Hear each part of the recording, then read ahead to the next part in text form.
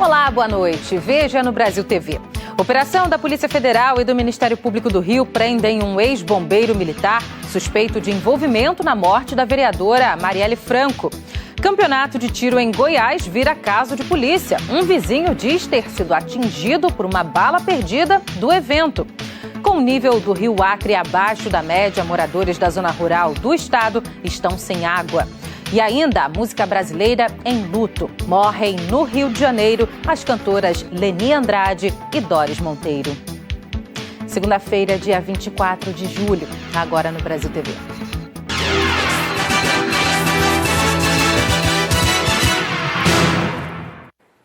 Uma operação da Polícia Federal e do Ministério Público do Rio prendeu o ex-bombeiro militar Maxwell Simões Correia, acusado de participação no plano para matar a vereadora Marielle Franco do PSOL. O motorista Anderson Gomes também morreu na ação. A operação surgiu a partir da delação premiada de Elcio Queiroz, que está preso desde 2019 pela morte dos dois. O condomínio de casas no Recreio recebeu logo cedo a visita da Polícia Federal e do Ministério Público do Estado. O alvo, o ex-bombeiro Maxwell Simões Correia, conhecido como Suel. Ele estava dormindo na hora que os agentes chegaram. Maxwell foi algemado e levado para a Superintendência da Polícia Federal, onde chegou às 9h30 da manhã. A operação de hoje foi batizada como Elpis, a deusa grega da esperança, e surgiu a partir da delação premiada de Elcio de Queiroz, que está preso desde 2019, acusado de matar Marielle Franco e Anderson Gomes. O ministro da Justiça, Flávio Dino, afirmou que a delação aconteceu há 2 semanas e foi homologada pela Justiça do Rio.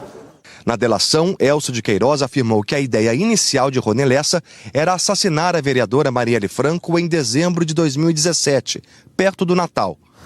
Ele afirmou que o ex-bombeiro Maxwell Simões Correia fez campanas para vigiar a rotina de Marielle e que, inicialmente, dentro do plano do crime, seria Maxwell a dirigir o carro. Mas, de última hora, segundo Elcio, o ex-bombeiro disse para Rony Lessa que teve um problema no carro e não poderia participar da emboscada. Ainda de acordo com Elcio, depois de Maxwell relatar o problema, Lessa precisou refazer o planejamento do crime e decidiu mudar o motorista. Elcio de Queiroz foi chamado por Rony Lessa para dirigir o Cobalt Prata apenas no dia do crime, em 14 de março de 2018. Elcio de Queiroz confirmou que dirigiu o carro e que Rony Lessa fez os disparos contra Marielle Anderson, usando uma submetralhadora. Na delação, Elcio afirmou que Maxwell também participou da entrega do Cobalt Prata usado no crime para Edilson Barbosa dos Santos, conhecido como Orelha, que foi um dos alvos de busca e apreensão na operação de hoje. Orelha teria sido responsável por desmanchar o carro. De acordo com Elcio, Maxwell teria providenciado a troca das placas e recolhido cápsulas que teriam caído dentro do Cobalt. Nessa delação, o senhor Elcio revelou a participação de um terceiro indivíduo, que é exatamente o senhor Maxwell, e confirmou a participação dele próprio e do Rony Lessa. Com isso, nós temos, sob a ótica da Polícia Federal e dos demais participantes da investigação, a conclusão, o fechamento de uma fase da investigação, com a confirmação de tudo que aconteceu na execução do crime. Denis Lessa, irmão de Rony Lessa, foi levado para prestar depoimento. De acordo com Elcio de Queiroz, depois do crime, Rony Lessa foi para a casa da mãe dele no Meier. Lá encontrou Denis Lessa, que pediu um carro para levá-los até a Barra da Tijuca. De acordo com a Polícia Federal, o táxi foi pedido no Meier às 9h48 da noite. Maxwell Simões Correia passou o fim da manhã aqui na Superintendência da Polícia Federal. Ele já é conhecido das investigações do caso Marielle Franco. O ex-bombeiro já tinha sido preso em 2020. Segundo o MP, Suel era o dono do carro usado para guardar as armas que estavam em um apartamento de Rony Lessa e também teria ajudado a jogar essas armas no mar. Em fevereiro de 2021, foi condenado a 4 anos de prisão por atrapalhar as investigações, mas cumpria a pena em regime aberto. Na época, o juiz Carlos Eduardo Carvalho de Figueiredo, da 19ª Vara Criminal, que autorizou o cumprimento da pena em liberdade, determinou que Maxwell prestasse serviços à comunidade. Em maio do ano passado, Suel foi preso novamente na Operação Calígula por envolvimento numa rede de caça-níqueis que tinha entre os acusados Rogério Andrade e Rony Lessa. Mas em janeiro deste ano, a Justiça converteu a prisão preventiva em domiciliar. A defesa alegou que o Suel precisava de uma cirurgia para a retirada de pedra na vesícula e que ele apresentava piora no quadro de saúde. Já são 5 anos com muitas dúvidas sobre o caso. E a pergunta principal, quem mandou matar Marielle Franco, ainda não foi respondida. Desde fevereiro, o caso é investigado pela Polícia Federal. Apenas a primeira fase do inquérito foi concluída pela Polícia Civil e pelo Ministério Público do Rio, a que prendeu e levou ao banco dos réus Rony Lessa e Elcio de Queiroz. Os dois estão presos em penitenciárias federais de segurança máxima e serão julgados pelo Tribunal do Júri. O julgamento ainda não tem data marcada. A investigação agora se conclui em relação ao patamar da execução e há elementos para um novo patamar, qual seja a identificação dos mandantes do crime. Naturalmente, há aspectos que ainda estão em investigação, em segredo de justiça. O certo é que, nas próximas semanas, provavelmente haverá novas operações derivadas desse conjunto de provas que foi colhido no dia de hoje. Nós estamos tentando contato com as defesas dos citados na reportagem, mas ainda não conseguimos. Mais informações da operação de hoje daqui a pouco no Jornal Nacional. Ainda no Rio, a Polícia Civil concluiu o inquérito sobre o assassinato do ator Jeff Machado. O Benhur Correia tem as informações. Olá, amigos do Brasil TV. A Polícia do Rio de Janeiro concluiu o inquérito que investigava a morte do ator Jeff Machado. O corpo do ator foi encontrado no dia 24 de maio, enterrado em um casebre na zona oeste aqui da cidade, no bairro de Campo Grande, a 2 metros de profundidade, coberto de concreto. O corpo do ator estava dentro de um baú. Ele estava desaparecido desde o fim de janeiro. E durante as investigações, a polícia apontou como mentor do crime o ex-produtor Bruno de Souza Rodrigues. Ele vai responder por 8 crimes. Entre eles, homicídio triplamente qualificado, ocultação de cadáver e estelionato. Segundo a polícia, a motivação do crime foi uma sucessão de extorsões que ele estaria fazendo com o ator em troca de promessas de emprego na área. Já Geander Vinícius da Silva Braga, que confessou o assassinato e estava junto com Bruno de Souza Rodrigues no dia da morte do ator, foi indiciado por 3 crimes: homicídio triplamente qualificado, ocultação de cadáver e também maus tratos aos animais. A polícia concluiu que a vítima foi morta em casa depois de ter sido dopada no dia 23 de janeiro e o homicídio aconteceu por motivo fútil, com emprego de asfixia e com impossibilidade de defesa da vítima. Os autores deram um suco com alguma substância que dopou o ator. Segundo Geander, o produtor Bruno dopou ele na casa do ator, o estrangulou e matou a vítima. Depois colocaram o corpo na mala de um carro e partiram para o casebre em Campo Grande, na zona oeste da cidade, onde o ator foi enterrado. Os dois ainda vão para julgamento. Benhur Correia para o Brasil TV. Um menino de 10 anos morreu baleado na porta de casa em Salvador. A população diz que um grupo de PM chegou atirando no meio da rua. A Polícia Militar da Bahia informou que as armas utilizadas nessa operação vão passar por perícia. As aulas foram suspensas hoje na escola onde o menino estudava, em Lauro de Freitas, na região metropolitana de Salvador.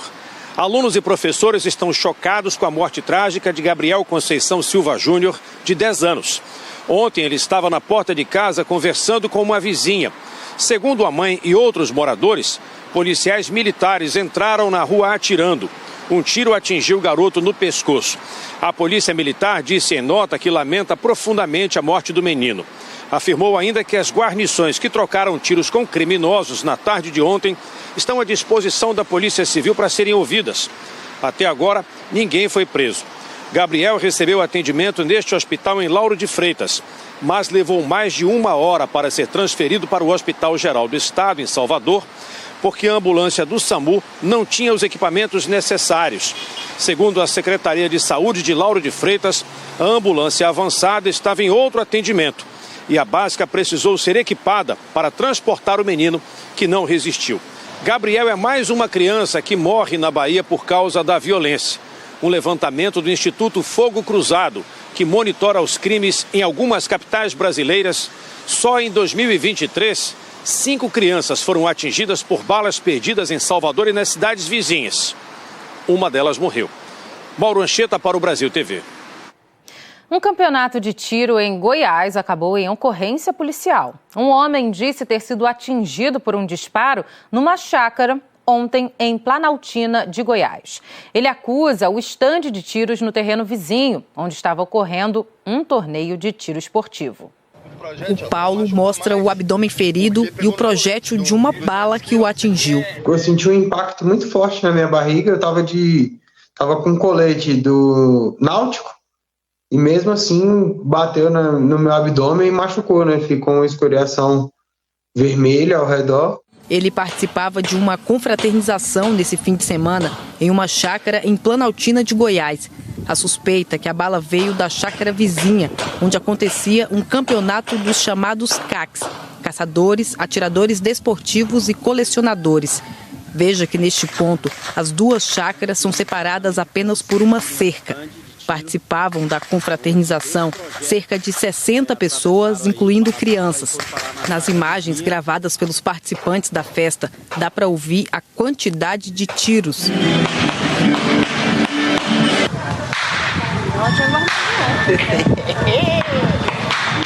E o projétil que atingiu Paulo no domingo não foi o único a atravessar para a chácara vizinha. No sábado, uma munição também vazou para o outro lado e amassou o carro de outro participante da festa.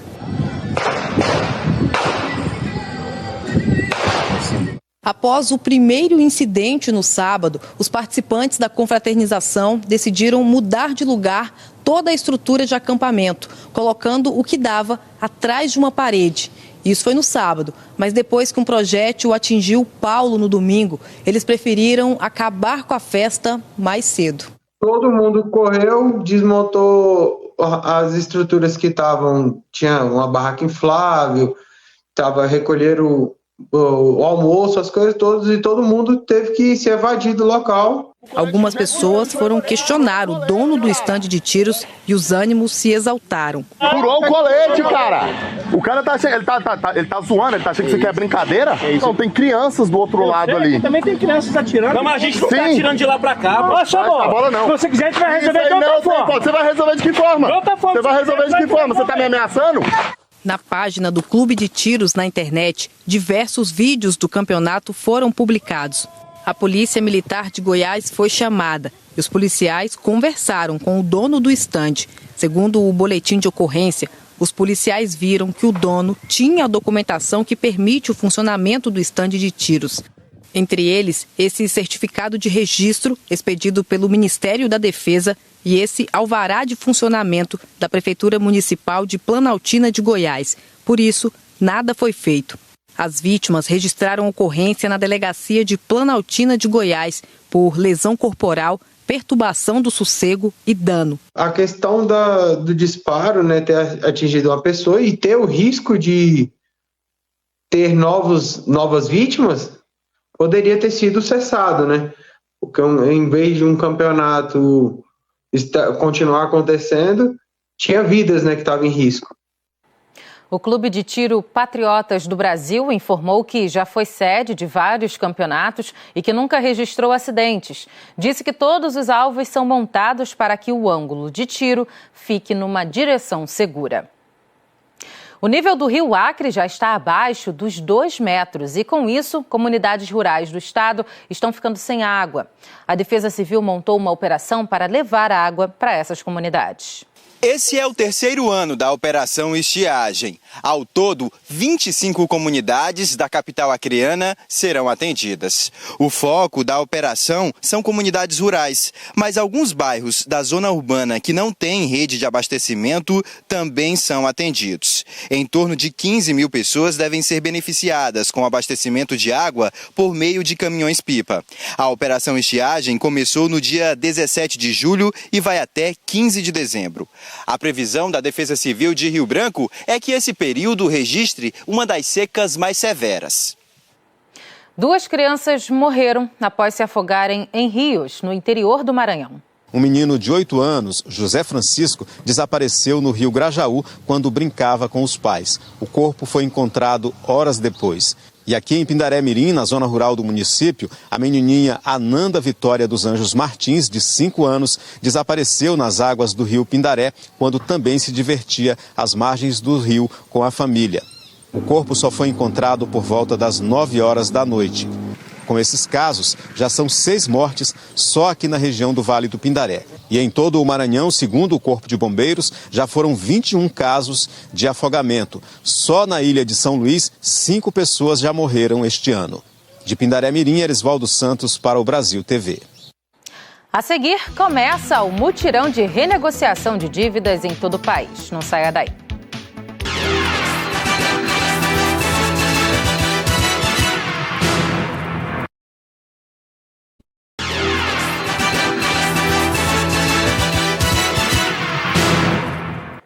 Brasil TV de volta falando do início nos PROCONs de todo o país do mutirão Renegocia.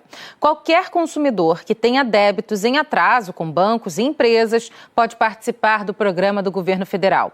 Um dos principais objetivos é ajudar os superendividados, pessoas que possuem um nível de endividamento que ultrapassa a sua capacidade de pagamento.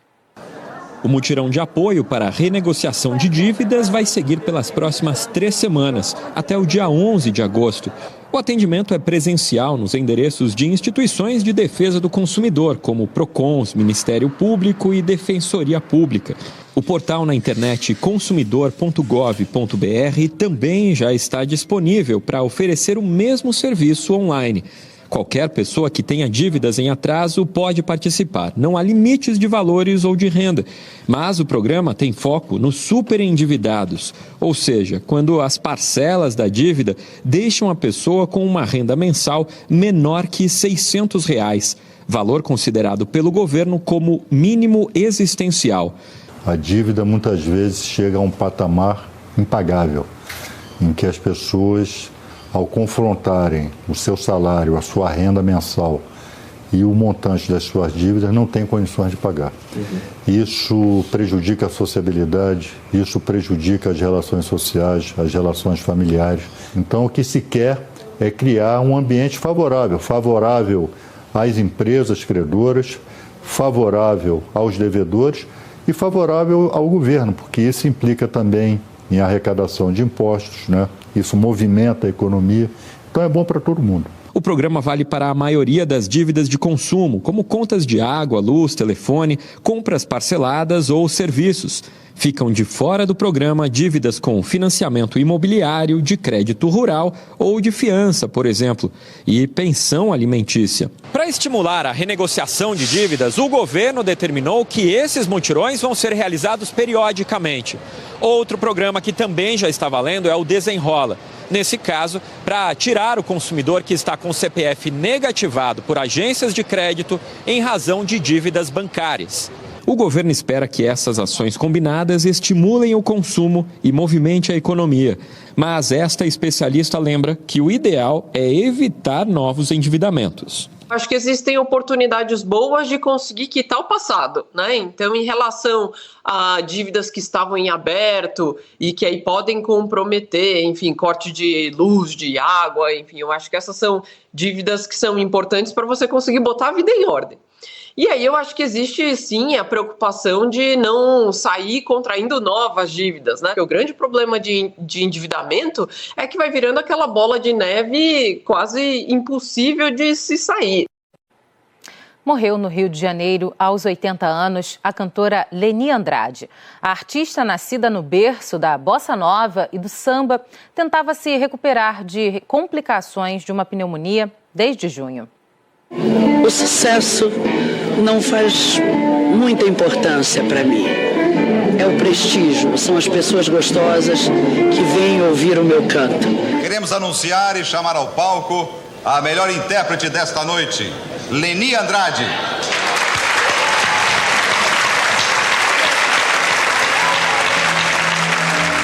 Embriagador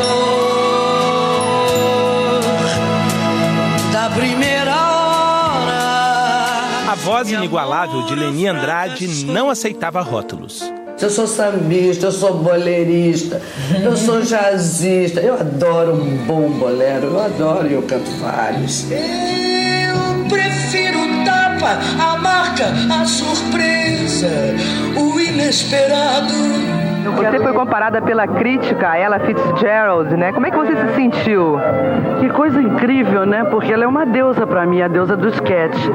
E o John S. Wilson disse que o meu sketch é tão ágil quanto o dela.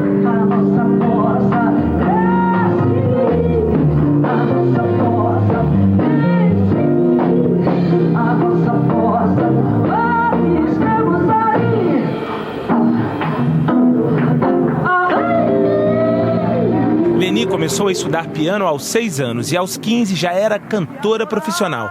Fez parte do trio de Sérgio Mendes no começo dos anos 60. Também trabalhou com Dick Farney e Peri Ribeiro, de quem foi grande parceiro.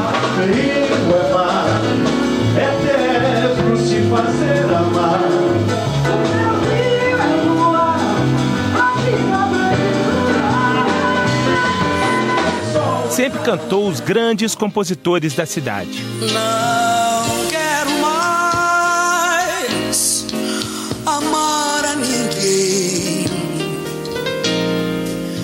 Não fui feliz, o destino não quis o meu primeiro amor. Carioca era flamenguista convicta. É uma homenagem ao nosso time. Flamengo. Só tem flamenguista aqui dentro. Se não for, entrou errado. E levava a sério, mas com bom humor, não só a beleza da voz. Mulher sem nada de pintura é um ó. Adivinha?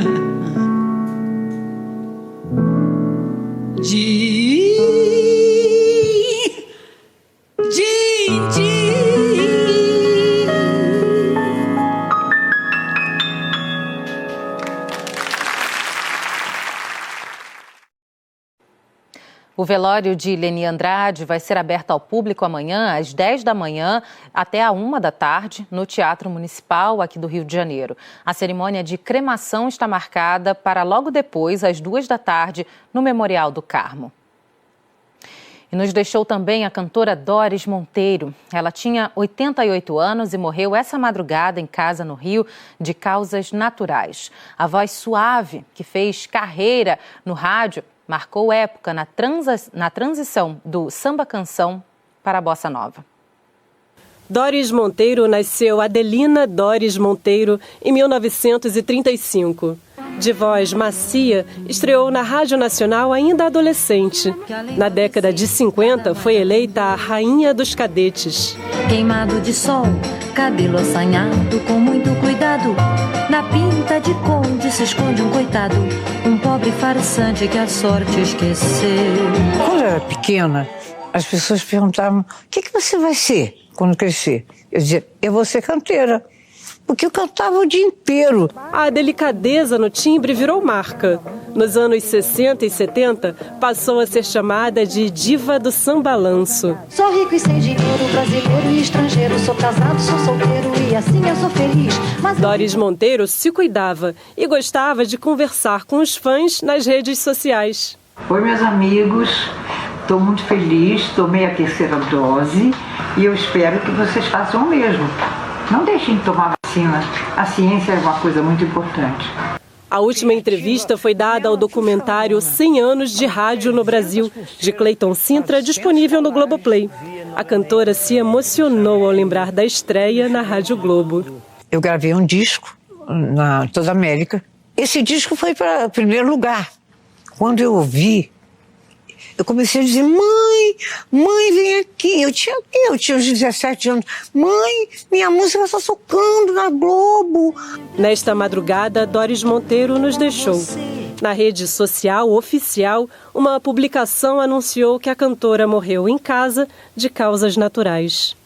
A trajetória da menina de voz suave é tão importante para a nossa música que a carreira, que começou no rádio e logo chegou à TV, é considerada um marco.